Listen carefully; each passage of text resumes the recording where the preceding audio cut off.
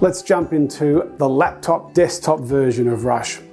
When you first open up Rush, you'll notice that your previous projects are sitting there ready for you to open and rework. Before we start a new project, note these three buttons here.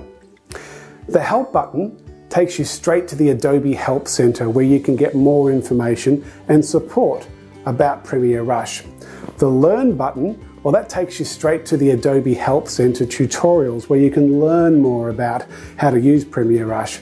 And the Community button, well, that takes you to the amazing Creative Cloud YouTube channel, which is packed full of inspiration and great ideas from Adobe experts around the world.